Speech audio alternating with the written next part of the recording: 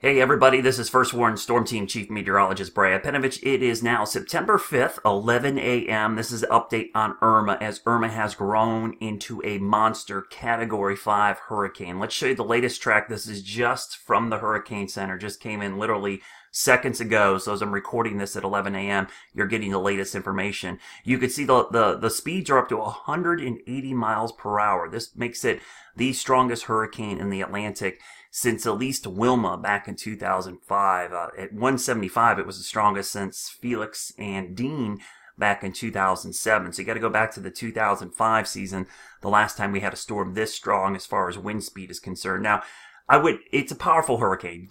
At this point, it's dangerous regardless if it's 160, 165. I mean, don't get caught up in these 5-10 mile an hour increments. It's a dangerous storm. And so while you see the forecast, you notice there is some weakening.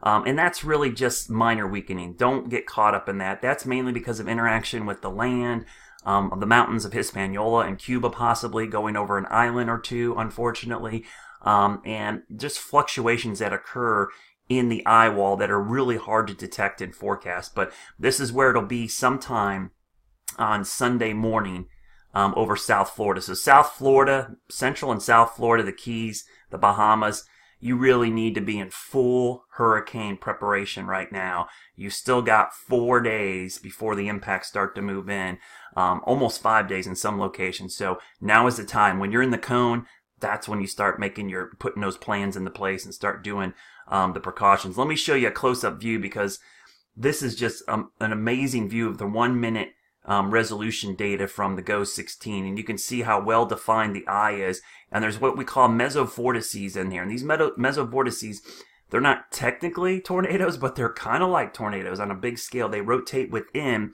the eye wall, and they can enhance wind damage. This is very common in very strong hurricanes, like we saw with Harvey at landfall. Saw the same things, and this is why sometimes you can get weird wobbling and what looks like kind of weird stuff going on within the eye wall. It's because of these little mesovortices. They're features that are kind of somewhat understood, but they're still kind of a mystery to a lot of scientists. It's just something when we see it, we know we've got a powerhouse hurricane on our hands. Let me show you the steering currents. We're still worried about where this thing is going to go long term. Couple things to note here. We've got this trough, which you can see up here digging down, and we still got this big ridge. The ridge honestly has been driving this most of the time. It really has been keeping it south, further south than even the guidance had. Not by a lot, but a little bit. It's keeping it down there, which means this trough is likely going to miss it. That's why you've seen this progressively west and southwest trend, because the main steering mechanism ends up being this ridge, which continues to push it west, west, west, west, west. Then when it gets to the Florida Straits, this is where the questions start arising in the guidance and in the forecast, because it looks like it's going to miss this trough. Does it get left behind? Does it get picked up? Does it continue moving west?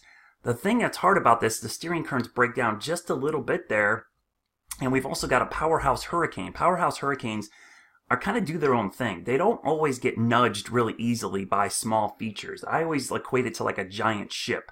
A giant ship takes a lot of time to churn and some big forces to move it. If you have a little boat or a dinghy or something floating in the water, it takes very little to move that around. Big monster hurricanes take big features to kind of move them, or little features that are influencing them for a long period of time. So think about a tugboat. Tugboat's a small thing, but if it pushes long enough, it can move a big boat.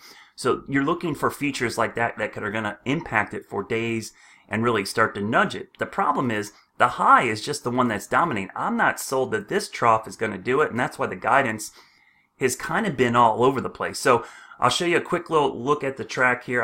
The one thing to remember is don't get caught up in these line tracks either. I think people they look at the line track and it's all about the line and where's the line at. It's really, this thing's going to be a pretty big system. So you want to look at the entire swath, and there will be some big wind probabilities with this.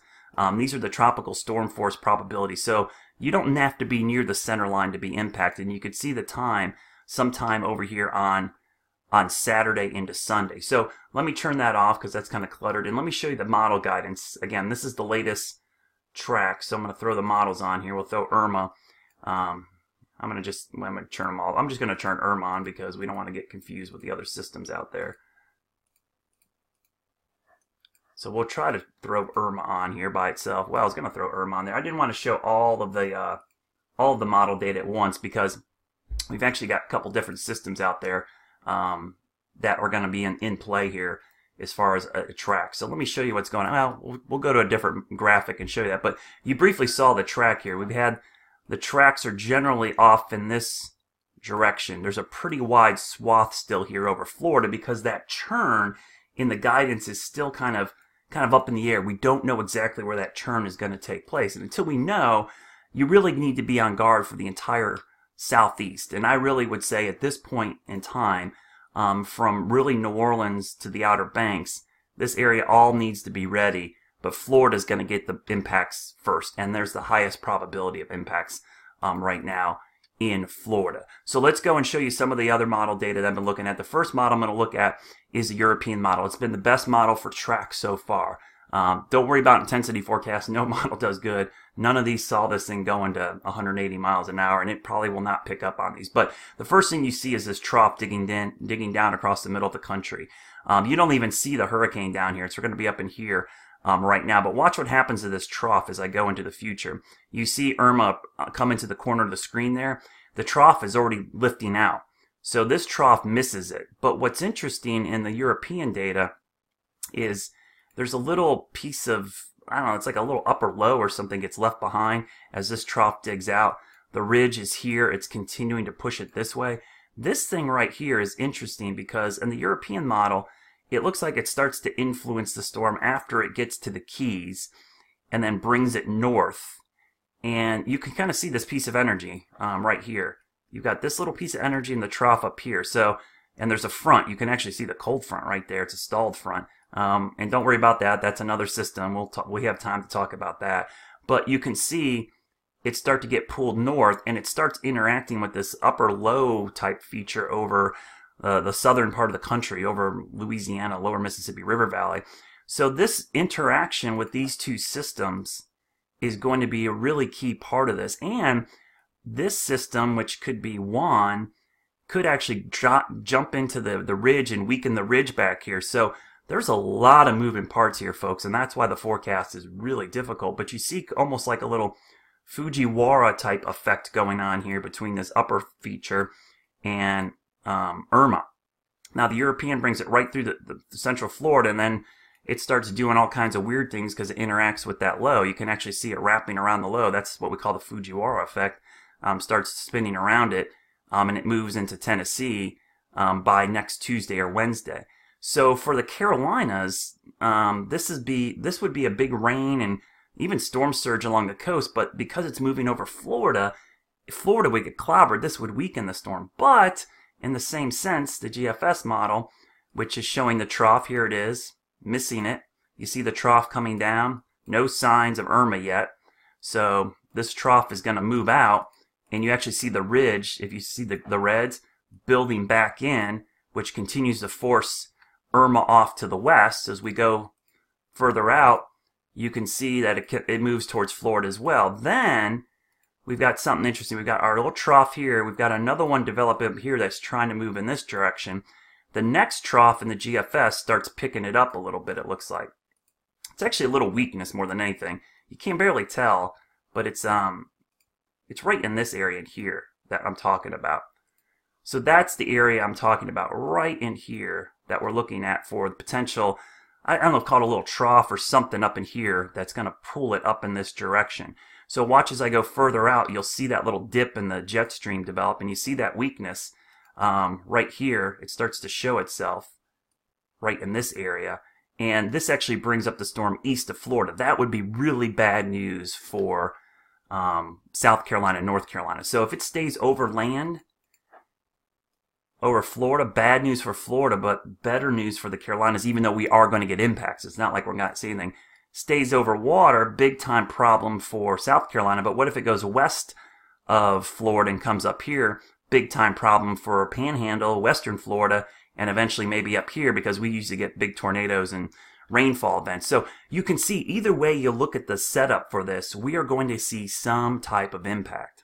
So if we go back to the model data, these are the spaghetti plots. You can see they're very tightly clustered together all the way until we get to the Florida Panhandle, or the Florida Keys, Bahamas, Cuba area. They start to spread out quite a bit. It's like a funnel. And that's what you would expect in most of the modeling. But it's up in here that we start to really wonder, what are we going to see long term from this? So I'm going to put on the complete data set. Oh, sorry, I got to turn that one off. For just Irma, because we've got another tropical system behind it. And again, we've got time to talk about that system at a later point in time. But you can see the tracks way out into the future. And some of these are starting to show this, some are over here, but the majority are over the peninsula of Florida. Now again, don't get caught up in these tracks either. Remember, the models are run every 6 hours. We don't look at a single run and a single model because it's going to flop around every 6 hours. You look for trends. If we see 4, 5, 6 model runs in a row and they all start going off this way, that's something to keep an eye on. But if we see one run, it shifts a little bit and then it goes back, that's nothing. That's kind of typical. That's what you'd expect in the ebb and flow of these systems. So it's a monster storm. There's no denying this thing is a beast. You can see it moving to the northwest. I'm going to re-loop this so you guys can see it. But again, the timing here is around Saturday into Sunday for this storm. Let me go back and I'll put the track on one more time so everybody can see it. And you guys get the latest track. So there's a look at the track. Southern Florida on Saturday. We're still looking at landfall or some type of impacts in Florida by this upcoming weekend. Now is the time to prepare. If you live in the Carolinas, even up here, inland areas, we're a week away from any potential impacts. I don't know what they are yet, I'll be honest with you. So everybody up in here needs to be ready for potential hurricane in about 6 to 7 days, regardless of what happens with it. We'll keep an eye on it. We've got a long ways to go. The good news is we've got time to plan. This isn't sneaking up on us. So just keep an eye on it, and we'll have complete updates over the next couple of days as the system gets closer.